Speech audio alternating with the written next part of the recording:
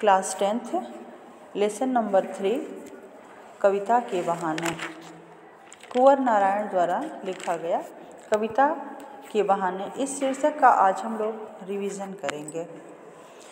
तो प्रस्तुत शीर्षक में बताया गया है कि कवि ने चिड़िया की उड़ान के दृष्टांत द्वारा कविता की भावाभिव्यक्ति की असीम उड़ान का वर्णन किया है। यानी कि चिड़िया की जो उड़ान है उसी के बहाने अपने कविता की असीम उड़ान का वर्णन किया है।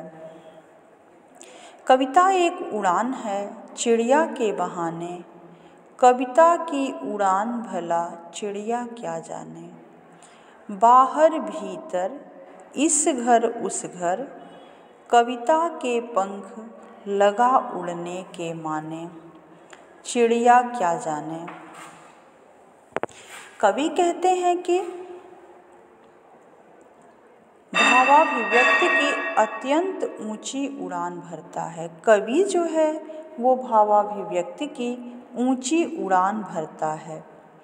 जैसे चिड़िया ऊंची उड़ान लेती है वैसे ही कविता में लेखक अपनी अभिव्यक्ति की ऊंची उड़ान भरता है। यानी कि जो कवि है अपने कल्पना के माध्यम से ऊंची उड़ान भरता है और उसके उड़ान की कोई सीमा नहीं रहती है। जैसे चिड़िया के उड़ने की तो सीमा निर्धारित है कि वो आकाश में ही उड़ सकती है, लेकिन कवि के उड़ान की कोई सीमा नहीं है। वो किसी भी दृश्य पे कल्पना कर सकते हैं। इस कविता की उड़ान को चिड़िया नहीं समझती। कहने का तात्पर्य यह है कि ये जो कविता की उड़ान है इसको चिड़िया नहीं समझती।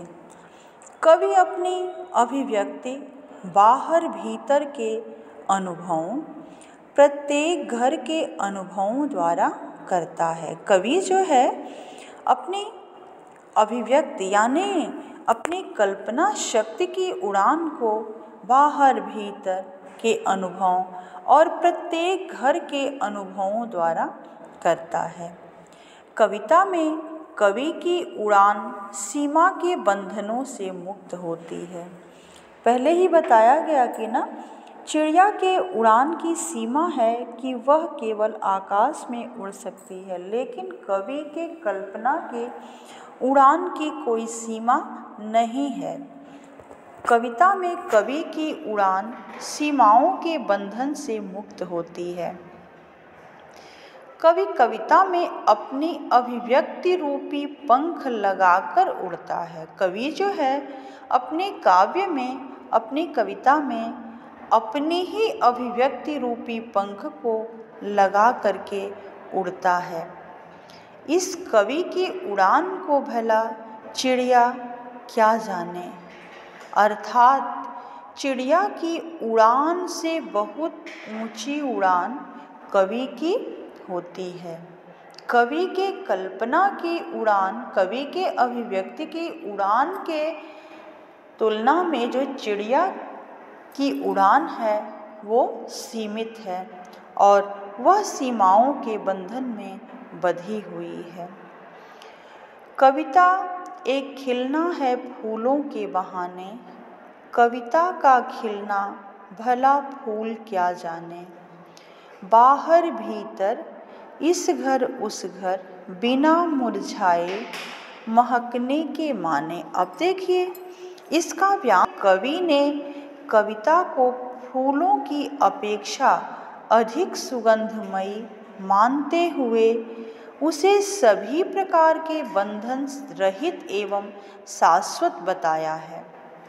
यानी कि फूल खिलते हैं और एक दो दिन उनकी सुगंध रहती है और जैसे ही वो मुरझाते हैं उनकी सुगंध खत्म हो जाती है। लेकिन कवि की जो कृति होती है, जो रचना होती है वो अमर होती है, वो कभी खत्म नहीं होती है। किसी भी कवि की रचना जो है वो अमर होती है।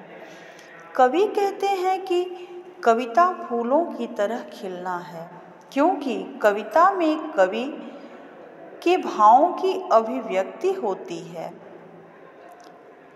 कविता में कवि के भावों पर कोई बंधन नहीं होता। बाहर भीतर अर्थात जड़ चेतन, जीव जंतु, मानव, प्रकृति सभी का वर्णन अपने अनुभवों के आधार पर करता है। फूल खिलकर मुरझा जाता है, किंतु कविता में की गई रचनात्मक ऊर्जा कभी खत्म नहीं होती। कवि का साहित्य जो है हमेशा अमर रहता है। फूल कवि की कविता की इस सच्चाई को जानने में असमर्थ है, यानी कि फूल की जो महक है, फूल का जो सुगंध है वह अस्थायी है, किंतु कविता जो है वो स्थायी है। धन्यवाद।